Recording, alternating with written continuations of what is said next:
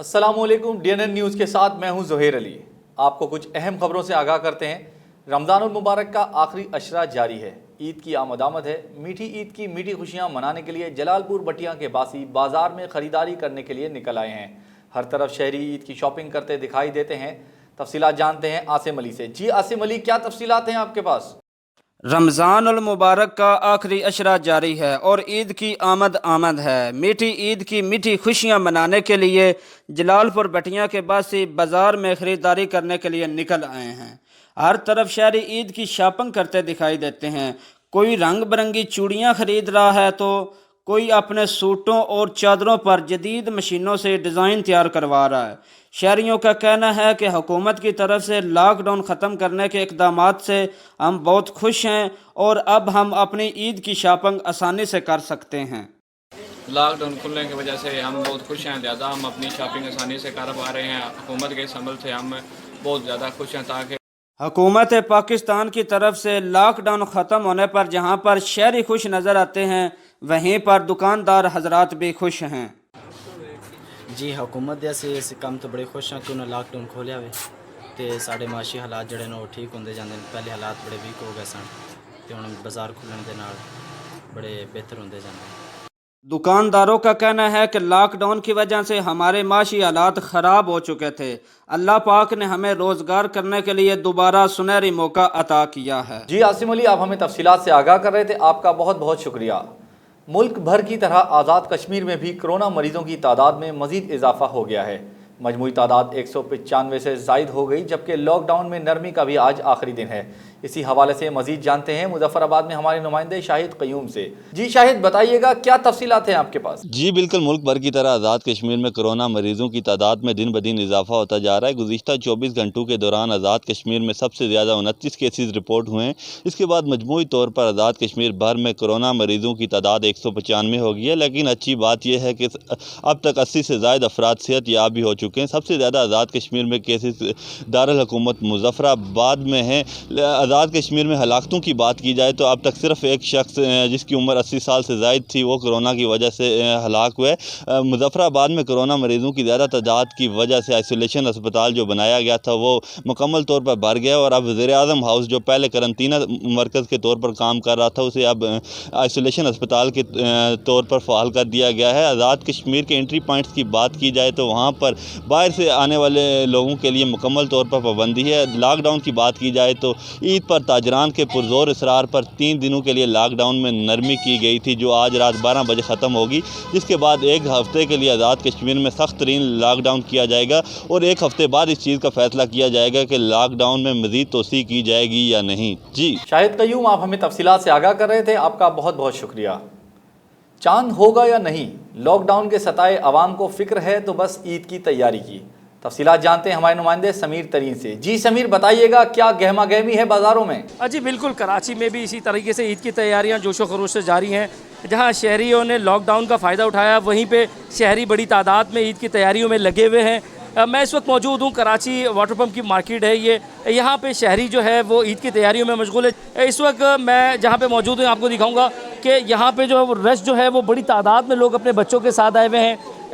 خاص طور پہ جو مارکیٹ کی انتظامیہ ہے، SOPs جو ہیں جو دی گئی تھی گورنمنٹ کی جانب سے، وہ تو کہیں نظر نہیں آ رہی، لیکن سیکیورٹی کے خاصم خاص جو انتظامات جو ہوتے ہیں رمضان میں، اسی طریقے سے سیکیورٹی کے انتظامات بھی ہیں۔ پولیس جو ہے وہ باہر روڈ پہ لگائی گئی ہے جو کہ ٹریفک ہے اس کو کنٹرول کر سکے، لیکن شہری جو ہے وہ بڑی تعداد میں اپنے بچوں کے ساتھ عید کی شاپنگ میں لگے ہوئے ہیں۔ جی سمیر ترین، آپ ہمیں تفصیلات سے آگاہ کر رہے تھے، آپ کا بہت بہت شکریہ۔ کنکوٹ میں ڈاکوؤں کا پولیس چوکی پر حملہ، پولیس اہلکار جاں بحق۔ درانی مہر کچھ کے علاقے میں پولیس چوکی پر ڈاکوؤں کا حملہ ہوا، پولیس اہلکار قدرت جاگیرانی جاں بحق۔ تفصیلات بتا رہے ہیں ریاض احمد میرانی۔ جی ریاض احمد، تفصیلات بتائیے گا۔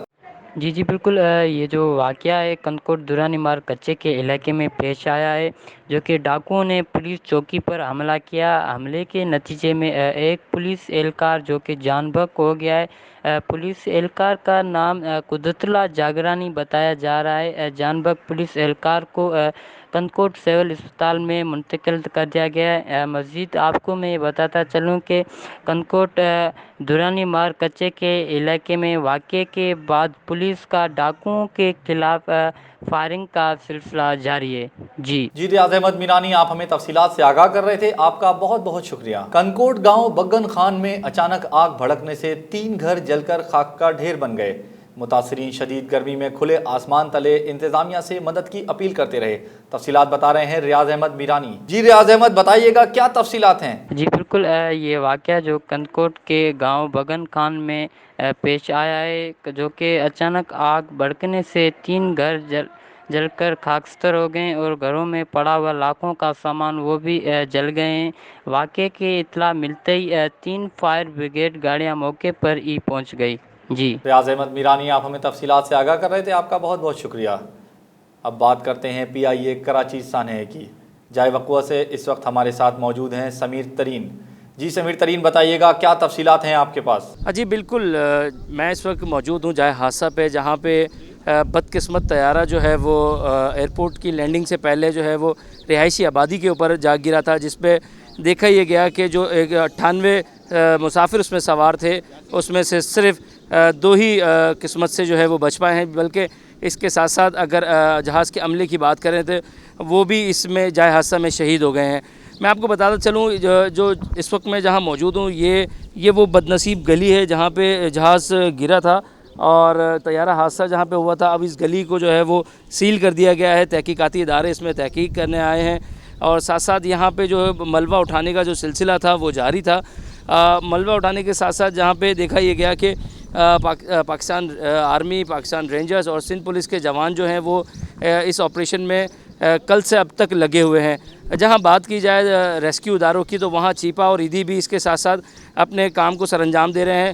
یہاں کا گورنر سے عمران اسماعیل نے دورہ کیا اور ساتھ ان کے ساتھ وفاقی وزیر تھے غلام سرور خان، جنہوں نے اس چیز کا بھی دورہ کیا اور جائے حادثہ کا انہوں نے بتایا کہ تحقیق جو ہے وہ کی جائے گی، جس کا قصور ہوگا اس کو کیفر کردار تک پہنچایا جائے گا۔ ساتھ ساتھ ان کا یہ کہنا تھا کہ جو جائے حادثہ ہے اس میں تحقیقاتی کمیشن بنا دیا گیا ہے جناب وزیر اعظم عمران خان کی جانب سے، اور اب اس تحقیق جو ہے وہ شفاف کی جائے گی۔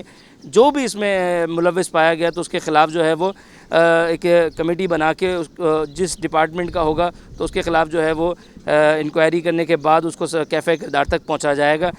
اس میں آپ کو بتاتا چلوں جو شہید ہونے والے لوگ تھے ان کی نماز جنازہ جو ہے وہ ادا کر دی گئی ہے مختلف علاقوں میں، جہاں جہاں ان کے گھر تھے، رہائشی تھیں، جو شناخت ہو گئی تھی رات گئے، ان کو جو ہے وہ ان کے ورثہ کے حوالے کر دیا گیا تھا۔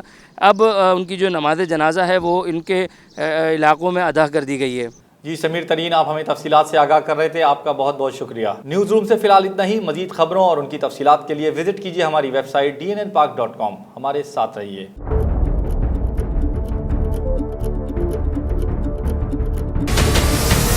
ہمارے چینل کو سبسکرائب کریں اور بیل آئیکن پر کلک کریں۔